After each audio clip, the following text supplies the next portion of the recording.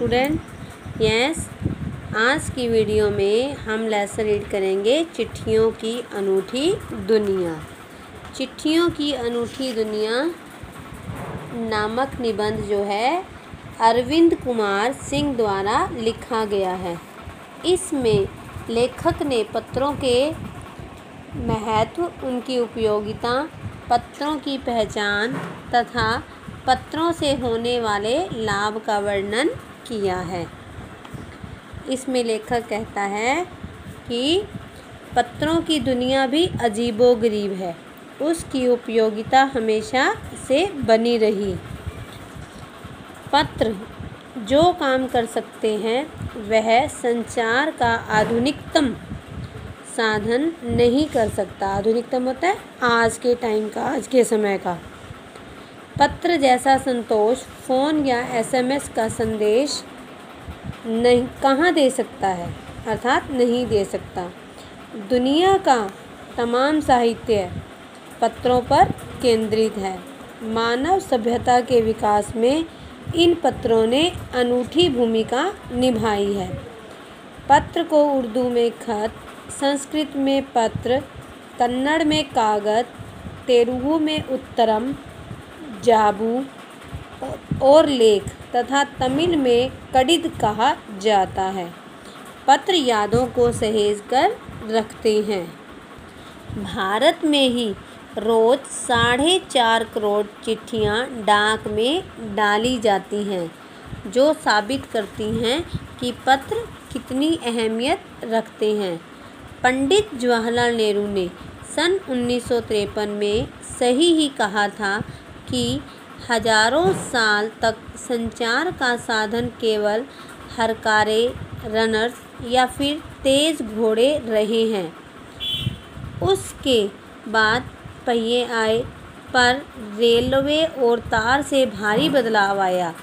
तार ने रेलों से भी तेज गति से संवाद पहुंचाने का सिलसिला शुरू किया। संवाद होता है बातचीत, पत्रों में बातचीत लिखी जाती है ना। और हरकारे क्या होता है, पहले क्या होता था, चिट्ठी पत्र वगैरह नहीं होते थे, तब लोगों के माध्यम से उनको जो है संदेश दिया जाता था। वो आगे जाकर दौड़ कर जाते थे और वो संदेश पहुंचाते थे।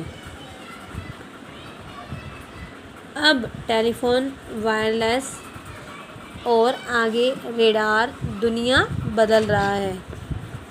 डाक व्यवस्था के सुधार के साथ पत्रों को सही दिशा देने के लिए विशेष प्रयास किए गए हैं। पत्र संस्कृति विकसित करने के लिए स्कूली पाठ्यक्रमों में पत्र लेखन का विषय भी शामिल किया गया। विश्व डाक संघ की ओर से 16 वर्ष से कम आयु वर्ग के बच्चों के लिए लेखन प्रतियोगिताएं आयोजित करने का सिलसिला सन 1972 में शुरू किया गया। देखो, ये हमारे क्वेश्चन में बन रहे हैं कि पत्र लेखन प्रतियोगिता कब से आयोजित की गई थी। फैक्स, ईमेल, टेलीफोन तथा मोबाइल ने चिट्ठियों को तेजी को रोका है, पर व्यापारिक डाक की संख्या लगातार बढ़ रही है। एक दौर था जब लोग पत्रों का महीनों इंतज़ार करते थे, पर अब वह बात नहीं है। परिवहन साधनों के विकास ने दूरी बहुत घटा दी है। अब तो मिनटों में ही हम फ़ोन पर बात कर लेते हैं, और तो और हम वीडियो कॉल करके एक दूसरे को हम देख भी सकते हैं।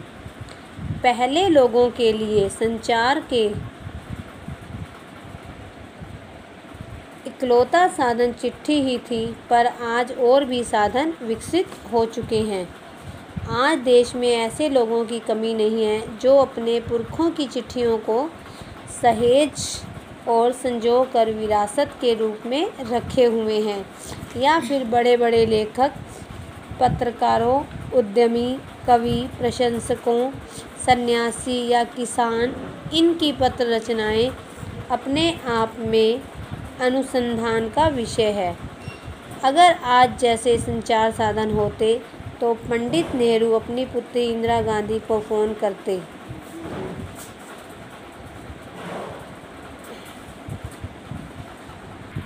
पर तब पिता के पत्र पुत्री के नाम सहेजकर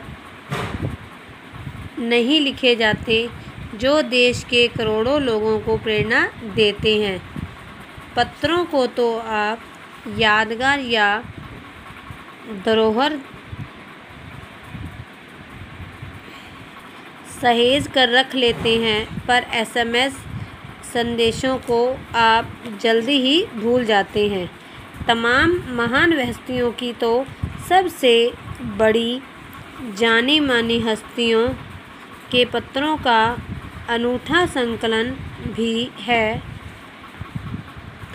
तमाम महान हस्तियों की तो सबसे बड़ी यादगार या धरोहर उनके द्वारा लिखे गए पत्र ही हैं।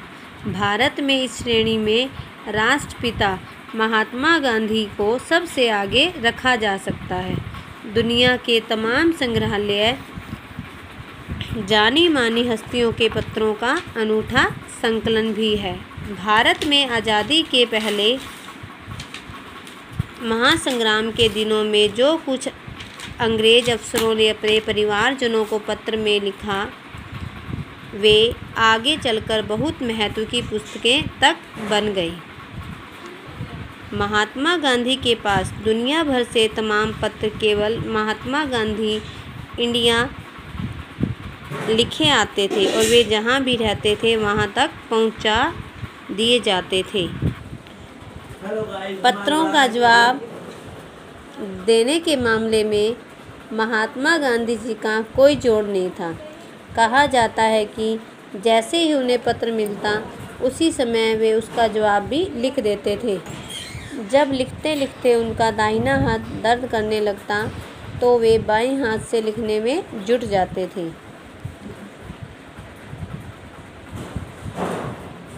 पत्रों के आधार पर कई भाषाओं में जाने कितनी किताबें लिखी जा चुकी हैं। इस प्रकार नेहरू और गांधी जी के लिखे गए रविंद्रनाथ टैगोर के पत्र भी बहुत प्रेरणादायक हैं। महात्मा गांधी और रविंद्रनाथ टैगोर के बीच सन 1915 से 1941 के बीच के पत्राचार का संग्रह प्रकाशित हुआ है, जिसमें बहुत से नए तथ्य और उनकी मनोदशा का लेखा जोखा मिलता है। पत्र व्यवहार की परंपरा भारत में बहुत पुरानी है, पर इसका असली विकास आज़ादी के बाद ही हुआ था।